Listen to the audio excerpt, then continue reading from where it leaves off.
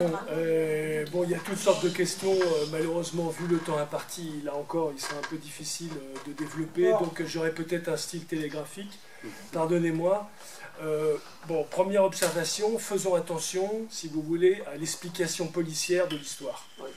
C'est valable pour les partis, c'est valable pour les courants et c'est valable pour les individus. Non pas qu'il n'existe jamais, non pas qu'il n'y a pas des financements occultes, mais fondamentalement, les directions, aussi bien du Parti communiste que du Parti de gauche, ne sont pas corrompues par l'Union européenne. Et si jamais il fallait faire un parallèle entre le niveau de financement des uns et des autres, je rappellerai quand même que la plupart des partis communistes sur cette terre ont dû leur financement à l'URSS. Alors bon, donc il ne s'agit pas de faire donc des faux procès aux uns et aux autres. On peut tout à fait avoir des orientations indépendamment de la finance, etc. Ça, c'est la première chose. La deuxième chose, sur l'URSS, c'est un débat qui demande beaucoup trop de temps pour être réfléchi et disons, polémiqué là maintenant, ça n'aurait pas beaucoup de sens. En revanche, ce que je reprends de tout cela, hein, de cette interpellation, c'est le fait tout de même qu'il serait bien nécessaire qu'un colloque transparti, précisément, soit organisé sur cette question du bilan du RSS. Voilà, du bilan du RSS. Et je crois que là, vraiment, il y a matière, et il faut le faire de telle manière que ce soit avec des points de vue contradictoires et, comment dirais-je, contradictoires et interdisciplinaires. Pourquoi? Parce que je prends l'exemple. Je prends l'exemple de Remue-Ménage, qui est organisé par le Front de gauche à Grenoble chaque année. Le problème, là où le bas blesse dans ce type presque de happening, c'est que les uns et les autres viennent de parties différentes. Le problème, c'est que l'animation de la table ronde est faite globalement par les gens qui pensent à peu près la même chose. Et donc, d'une certaine manière, les dés sont pipés, on ne va pas entrer dans la contradiction et dans donc l'enrichissement véritable. Mais je crois que cette question du colloque, enfin d'un colloque ou de multiples colloques sur la question donc de l'expérience russe, de ce que ça a signifié, de pourquoi, de comment, etc. Évidemment en relation aussi avec le maoïsme, parce que tout ça s'articule très très bien, et bien, et y compris Cuba, hein, je vois, eh bien, est indispensable. Ça me paraît indispensable. D'ailleurs, je crois que est indispensable une autre chose très importante, une revue transpartie, animée par des gens qui ont un petit peu de tête et qui peuvent être des aiguillons sur toute une série de questions.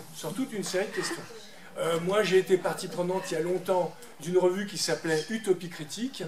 Et une des choses qu'on essayait de faire, c'était de trouver des interlocuteurs dans chacun des partis ayant eu pour expérience leur appartenance à des partis différents, etc., pour les faire travailler sur des notions, etc. Bon, on n'y est pas arrivé complètement, mais c'était une tentative. Et je crois que ce besoin-là est toujours prégnant.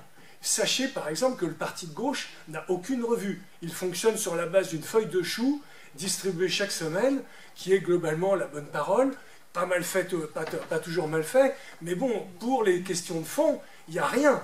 C'est-à-dire qu'on ne peut pas dire que le parti de gauche politise.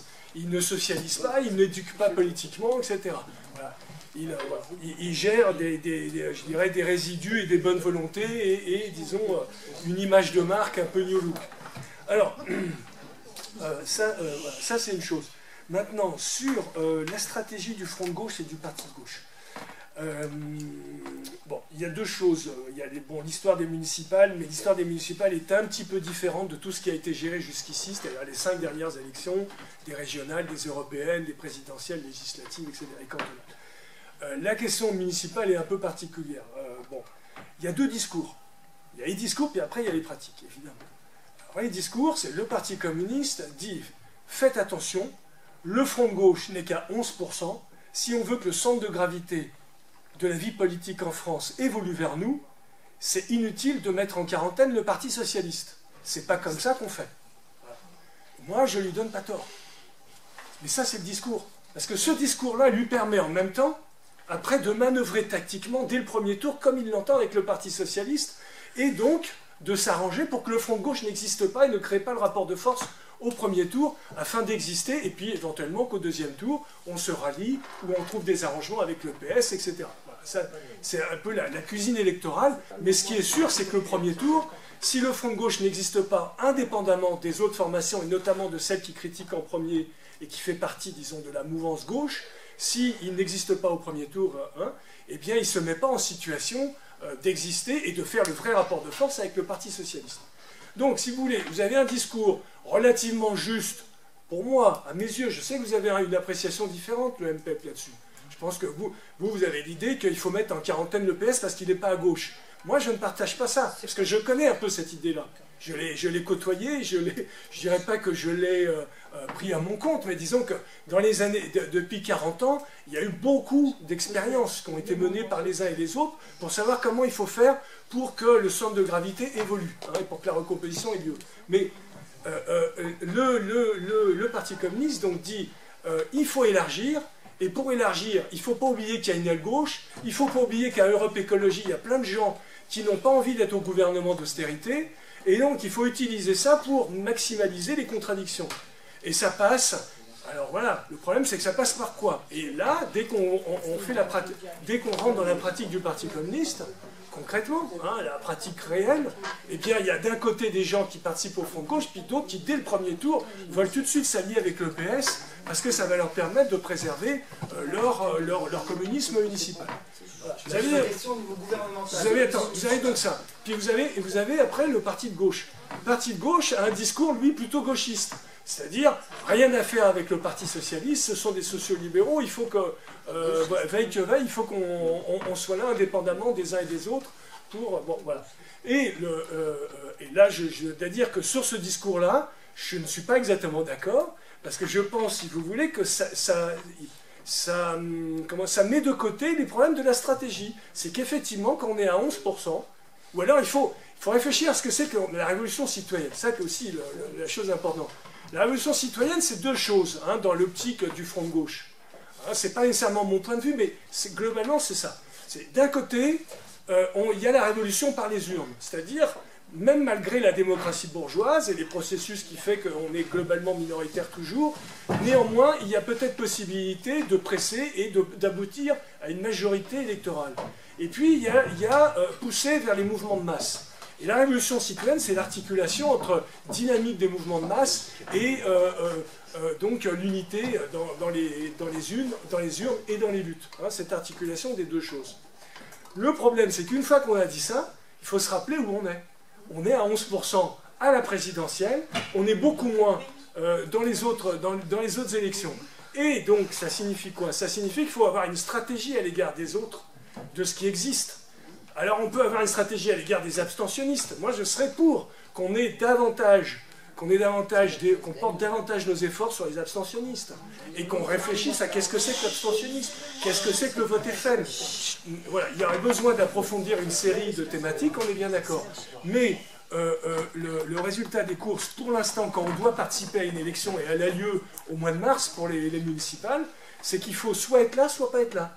Donc, si on est là, par exemple, en l'occurrence, moi je suis dans un coin où il y a une assemblée citoyenne et on est en mesure de peut-être être au deuxième tour, même avec une municipalité de droite, eh bien l'objectif c'est tout de même d'être présent. Voilà.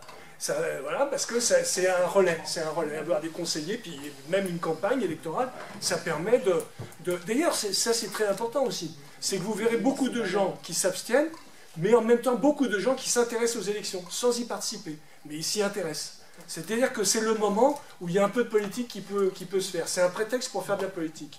Alors que quand on est en dehors des élections, la plupart des gens qui pouvaient être un minimum actifs ne le sont plus du tout. Voilà. Donc, voilà les problèmes. Alors, excuse-moi, tu peux vite conclure parce qu'il est 16h. Voilà, donc, voilà, si tu veux, sur le plan Europe Écologie, si tu veux, et donc Eva Joly, etc., le problème, c'est d'arriver à parvenir à ce qu'il y ait des gens qui aient envie de sortir de leur, comment dirais-je, de leur pilotage automatique, qu'ils soient à Europe Écologie ou au PS, sans pour autant exiger d'eux qu'ils sortent de l'étiquette qu'ils se sont accolés depuis des années. Et pour ça, si tu veux, ça passe par des jeux subtils. Il faut avoir un discours franc, avec un drapeau déployé, mais en même temps, dans la manière de s'allier, dans la manière de parler, de faire en sorte qu'ils s'associent à des événements communs, eh bien, on est obligé de prendre des pinces, voilà, des pincettes. C'est-à-dire ceux qui pensent qu'on n'est jamais, jamais à 100% d'accord avec eux, et que par conséquent, ils ne s'allieront jamais avec vous. Vous voyez, voilà,